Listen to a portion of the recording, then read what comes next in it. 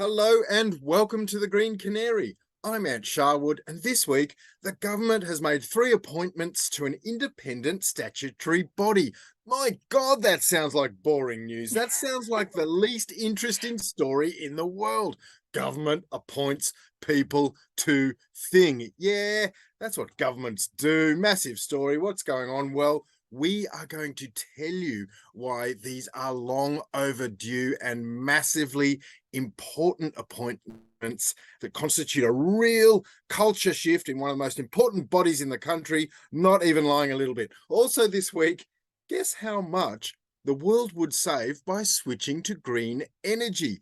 It's a really, really big number. We're going to torment you for a little while, make you listen to find out what that number is. Now, also this week, we've got a new survey that's come out, and we're going to share that with you. It talks about what people really think of the threat of climate change. The numbers of people who think they're affected are astonishingly high. We're also talking about toxic sludge in our oldest national park. Not good news there, but there is some good news. We're talking about the first mainland Australian state that's going to run on renewables. Of course, Tasmania is already there, but there's another state that's joining the party. And again, you'll have to wait for that. There's lots more as well on the Green Canary this week. And speaking of energy, someone who is always running very, very high on that, I guess you'd call it renewable natural energy, that would be my co-host, Elfie Scott. How are you there, Elfie? Are you feeling energetic? You say I run on renewable natural energy, but I run mostly on like 2-minute noodles. So I'm wondering if that is a renewable energy source. I don't know technically. Look, the 2-minute noodle plantations, hopefully on the Amazon there. I'm sure there's something natural in them somewhere, and probably somewhere along the line. Who knows? Who knows where it came in and where it went out? But yeah, I'm feeling good. How's your week been, Ant? My week's been great. It's birthday week in our family. We have 3 in a week. So, whoa, really? Yeah, and I'm last, so no one cares. We get around to my birthday, which is in a couple of days, and so you didn't know, but it doesn't matter that you didn't know. No one cares. I don't care. That's so exciting, Anne. Well, look, I'll tell you what, I'm much, much more excited than the passing of the years to present this podcast today. So let's rip into it. There is nothing more interesting than green news, bringing it to the people. We love our audience out there. We thank you all for listening. What's on the plate today, Elfie? Okay, so according to research, the world would save 12 trillion US dollars by switching to green energy. Hang on, Elfie. I'm going full Dr. Evil here. $12 trillion? $12 trillion. And so basically the researchers were looking at how much would be saved by transitioning to completely net zero energy by 2050. They looked at projections of the costs of renewable energy, and they also looked at the cost of fossil fuels, which, by the way, Ant, I didn't realize this, but they've been relatively stable, fossil fuel costs, for something like a century. Whereas that's when you make the graph really long, because obviously there were oil shocks in the 70s and had a bit of an oil shock this year, really. But yes, I've seen that graph. Over time, they do not vary much. Yes, exactly. But you know what does vary? Solar and wind power, haven't been around for as long as fossil fuels, obviously. But on average, they've fallen by about 10% in cost every year. So the researchers were saying exclusively, if you just look at how much this is going to cost the planet, renewable energy is the clear answer, regardless of whether or not you believe in climate change or believe that climate change should be acted upon. I believe that the $12 trillion figure does not even factor in the way that climate change is going to hit the global economy. So every disaster that wipes billions off a country's GDP or its or however you want to measure it, that's not even factored into it, is it? We're just talking about the cost of energy here. Yes, exactly. We're not even talking about the effects of climate change in the slightest and everything that comes with it. So, that's a pretty hefty bill. And I think that it sends a very clear signal of the direction that we should be heading in, even from a purely robotic android, like this is the economical facts of the world sort of perspective. I'm going to bookmark this Oxford University study because, I think we've spoken before here on the Green Canary pod about the fact that climate denialism in the sort of sectors, for example, the Republican Party in America, where it burns most strongly, excuse the pun. Climate denialism has shifted from we don't believe it to, oh, it's too expensive or Mm-hmm. too much of a hassle to do something about. So, as I say, bookmarking this page, because here is a nice little nugget saying, nah, your new tack doesn't work either. There are so many reasons to get on with this change. Yeah, 100%. And actually, now that you mentioned that, Ant, in the research paper that I read of theirs, they were talking about the investment costs that it would take. And they were like, that is nothing. It's a slice off the top compared to how much we're going to be saving.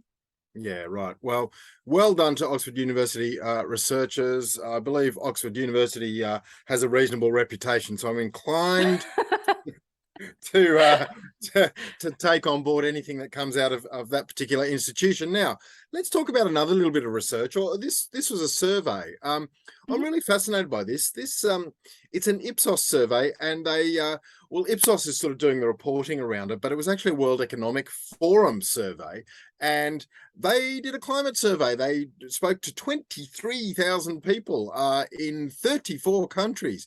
What they're trying to find out were how people feel about climate change, specifically how they feel they will be affected by it over the next decade.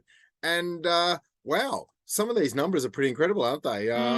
Over 50% of people, or half the people in the 34 countries said that, yeah, climate change has already had a severe effect on them where they live. Yeah, totally. It's pretty shocking, actually. And I think that it really just goes to show, much like you were saying before, and talking about climate denialism, I don't think there are a huge amount of climate denialists left because everybody can see this unfolding around them.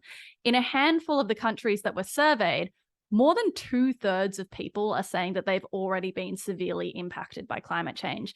And on top of this, like you were saying, most people do seem really worried for their futures. So, on average, about 3/4 of people say they think climate change is going to have a severe impact in their area over the next decade. Yeah, so there's some pretty startling statistics. Did they look at Australia specifically, actually? Let's have a look. Actually, they did. Here's a couple of Aussie stats. 6 in 10 Australians expect that climate change will have a severe effect in their area over the next 10 years. That was roughly on par with the global figure. Again, roughly on par, around a third of Australians and about a third of people surveyed. I can't believe this one. A third of people expect to be displaced from their home as a result of climate change in the next 25 years. And Wow. I mean, there's just all these stats that, as you say, I'll tell you where climate denialism, the remnants, the tattered remnants of it, I'll tell you where it lives. It lives in think tanks. It doesn't live in the real world. Out here in the real Mm, world, people are feeling the effects of climate change or strongly fearing the effects of climate change. We didn't want it to get this far. 30 years ago, we really didn't want it to get this far when it was being discussed a bit theoretically. We wanted people to act on it and accept the science without people out there having to feel the science and feel it almost invariably in an adverse way. But that's where we are. People are feeling it. If, as they say, politicians always follow the people, you just cannot help feeling that sad though it is, tragic, devastating though it is, the momentum has to shift on the back of results like this. yeah, yeah, absolutely. I mean, that is a shocking statistic that many people think that they're going to have to move from their homes in Australia within the next 25 years. And globally, 1 in 3. Amazing. God. Okay. Well, let's move on to our main story of the week. This is an overhaul with a climate change body that you alluded to in the beginning of this Yeah. episode. And what is happening? What has the government done? And what is a statutory body when it's at home? It just means it's a government body that takes advice from experts. I mean, as I said, government appoints people to thing ain't normally a story. That's what government does. It has countless bodies, the arms of government, the tendrils are long and curling throughout society. But this ain't no ordinary body. The Climate Change Authority is the body that provides advice to the Australian government on climate change. it conducts reviews, it undertakes research, it feeds reports to the government. It expects the government to heed those reports, to say, right, okay, taken your advice, let's do something. This is not what the Climate Change Authority has basically done for most of its life. Now, it was created, Alfie, back in 2012 under the Gillard government. Abbott and the coalition were elected in 2013. They more or less tried to bin it. They did bin the predecessor of the Climate Council, which then went out and became a publicly funded body, but they kept the Climate Change Authority, but they gutted it.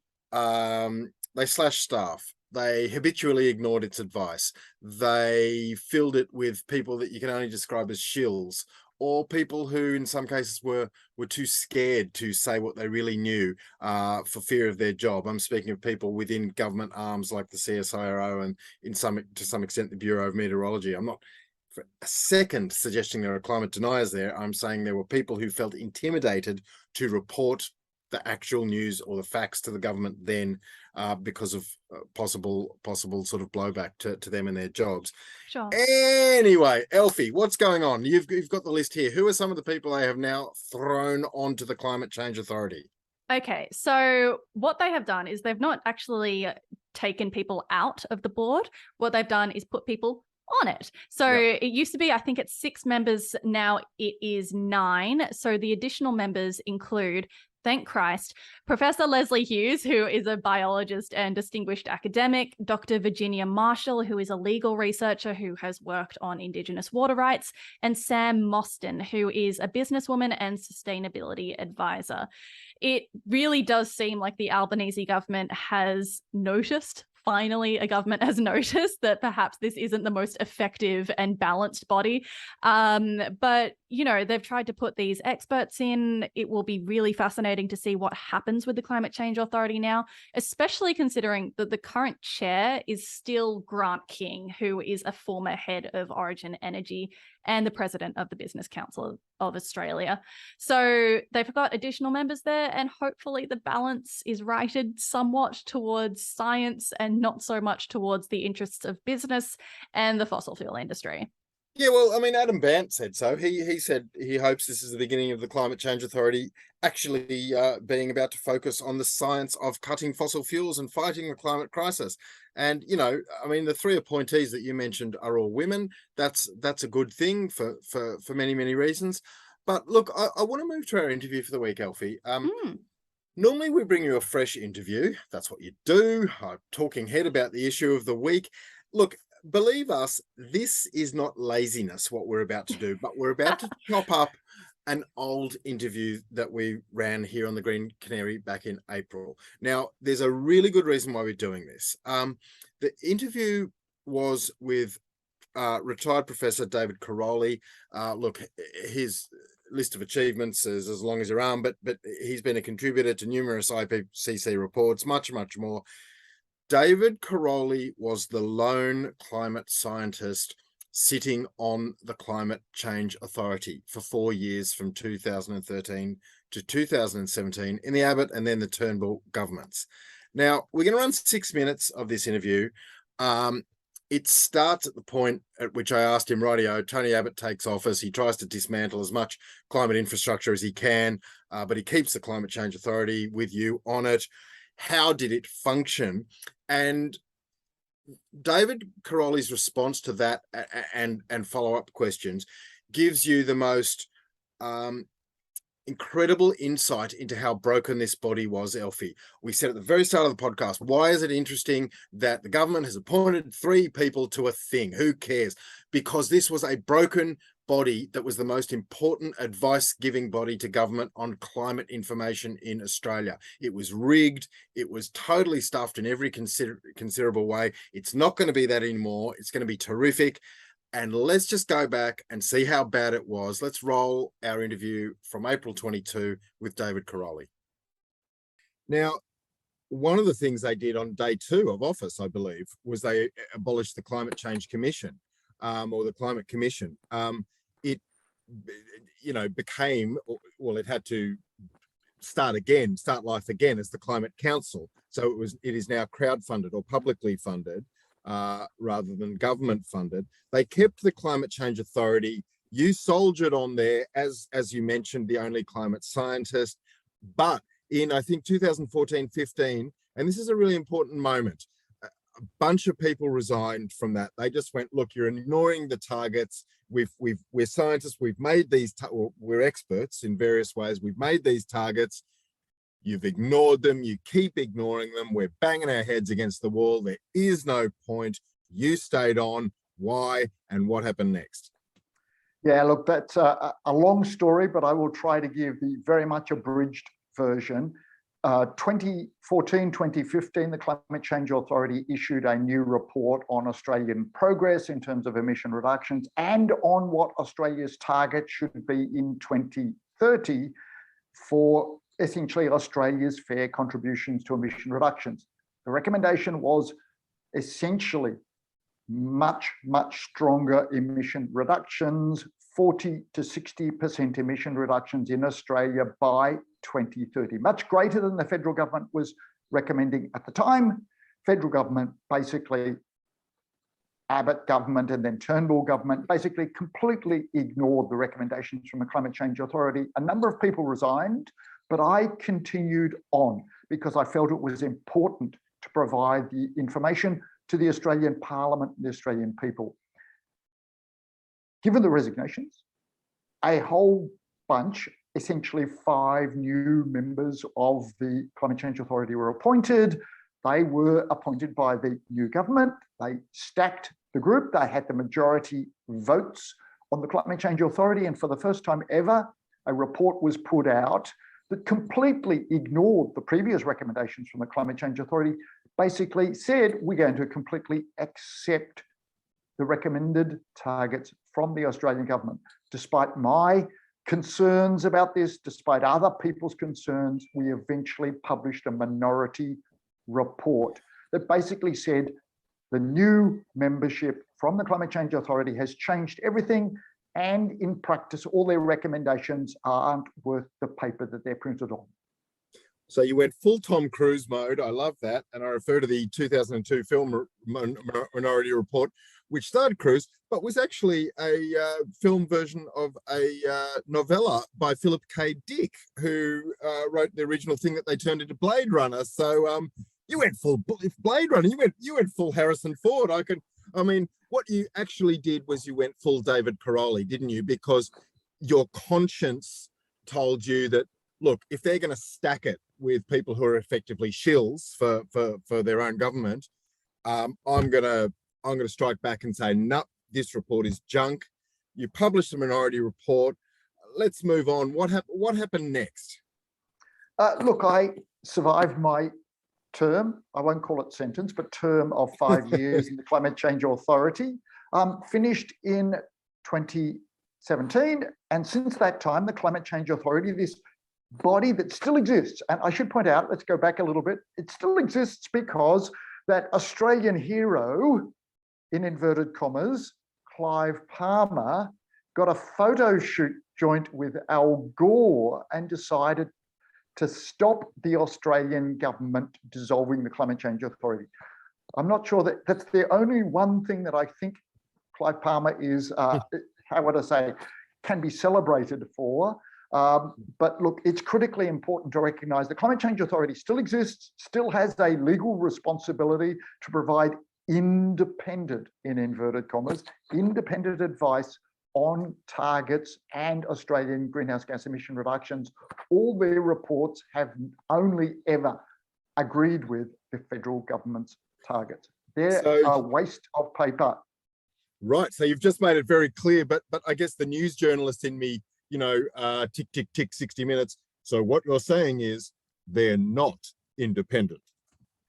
That's correct. They were appointed by the new government. They're not independent, and they haven't had a climate scientist on that group, the Climate Change Authority, since I left. They say they're getting independent advice from the Bureau of Meteorology and from CSIRO, but they're both funded by the current Australian government, very nervous about funding cuts by the government in terms of climate change science. And so they're beholden to the government for their funding, and they will not agree. So they will not disagree with anything the federal government says in terms of actions on climate change. You are effectively alleging deliberate obfuscation by the government, which has led Australia for the last 9 years of climate science. And there's a load of evidence in this Climate Council report, in my own experience, that the federal government, CSIRO, and the Bureau of Meteorology are trying to, in some sense, maintain the status quo and are not keen for stronger action on climate change in terms of emission reduction, because the government doesn't want to do it. Yeah, wow. So I actually loved that interview when we first ran it.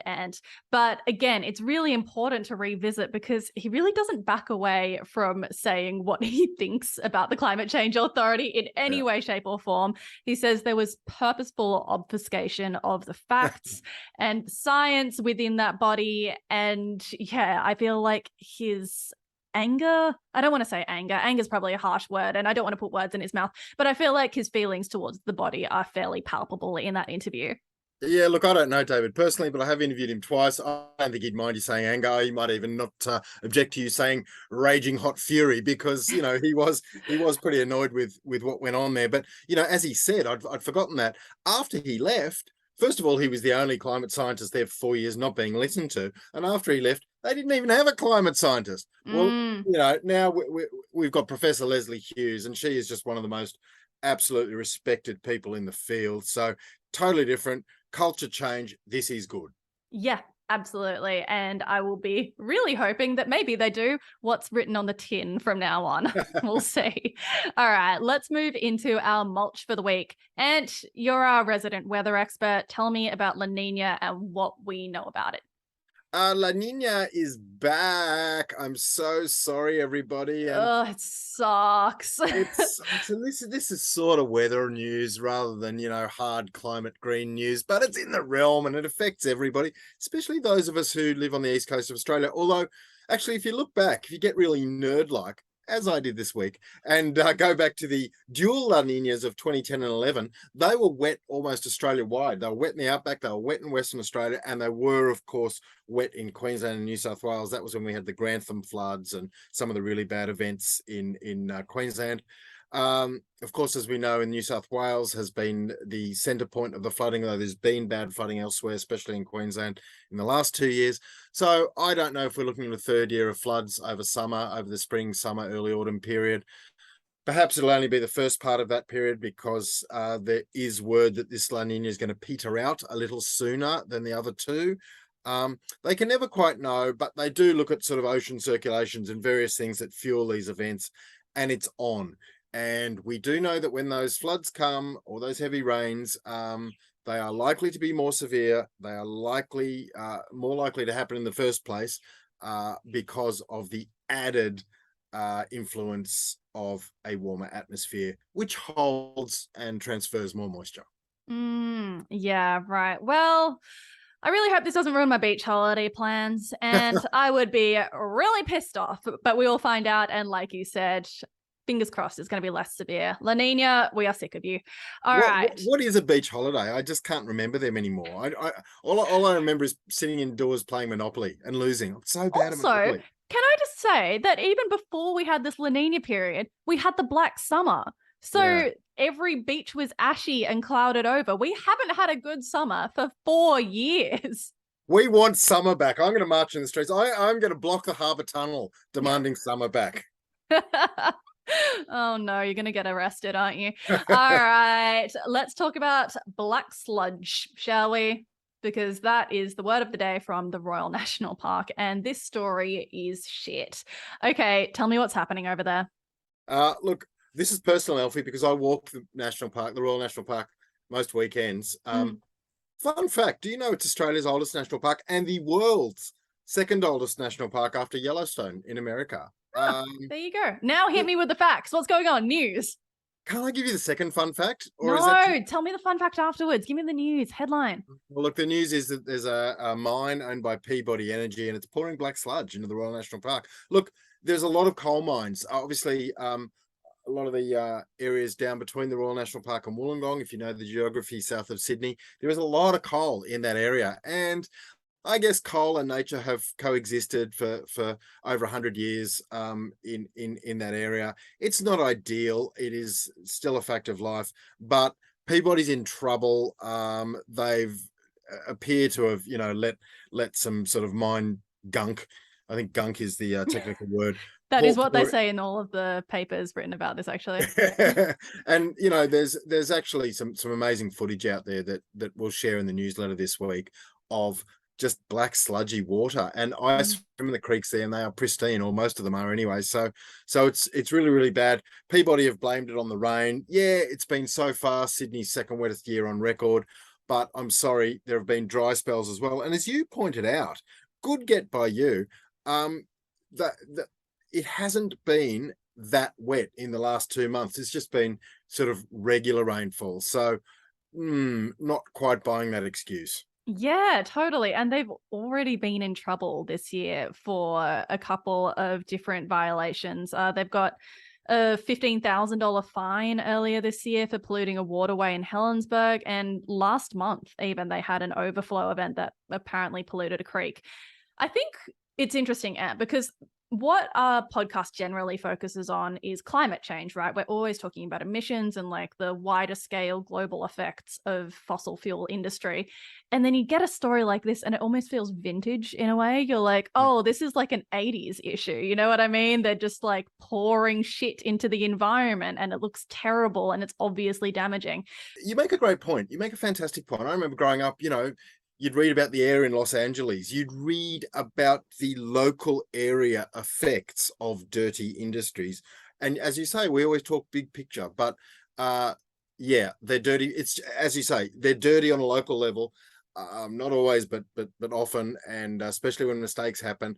And such a good reason, once again, to get into other industries. And looks like one state in Australia is about to do that, or is doing that, but is about to hit a milestone, doesn't it, Elfie? Yeah, South Australia. It is on its way to becoming the first grid of its size to operate solely on renewables within the next few years, which is really fantastic news. South Australia is already a world-leading state with the amount of wind and solar in its grid, which averages out to about 65% of its total output.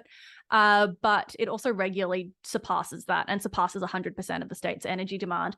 But even when it's been producing electricity in the past and producing more electricity than it actually needs, South Australia have these gas generators built into its grid. And now the projection is that the generators are going to keep dropping off. And by about 2025, when the state is theoretically linked up to New South Wales, no more gas generators. It's going to be a fully renewable state.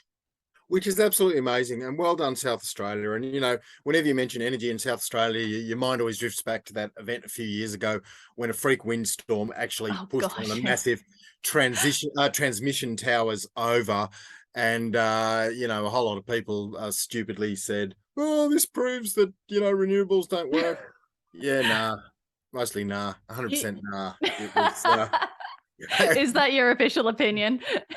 Yeah, nah, leaning heavily towards nah. It was old infrastructure's fault, and old infrastructure is making way. So well done, South Australia. Obviously, Tasmania, as we said at the start, is 100% renewable. I think it's almost 200% renewable. They can export lots of renewable energy. So good luck to them. They've got all their hydro, of course, but it's great to see a dry land state like SA doing its part with solar and wind.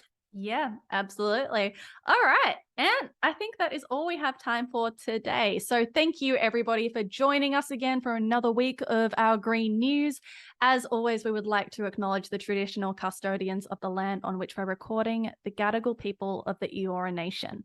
We'd like to pay our respect to elders past and present and acknowledge that this land was stolen, never ceded.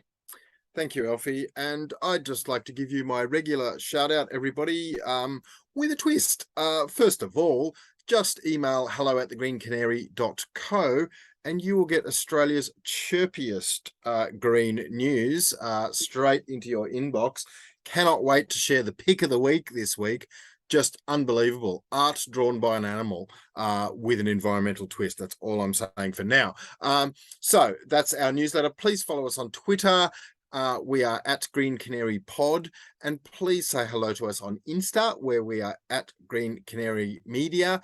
And I also this week want to remind you to rate our show. We want you to get onto your favorite podcast platform and say, I give 5 stars to the Green Canary because they bring me my environmental weekly news fix in an entertaining way. As one lovely you don't have person- to say it in exactly those words. No, by those the are the way, and words. won't hold you hostage. No, that is the script. That is precisely the script. And 5 is the number of stars you shall give as well. No, in all seriousness, as Elfie said, please just get on there, rate us, tell your mates about us, and that will help your pod be shared, your favourite pod. Of course, your favourite pod, be shared as widely as possible.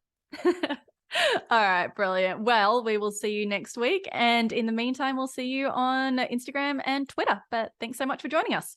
Bye.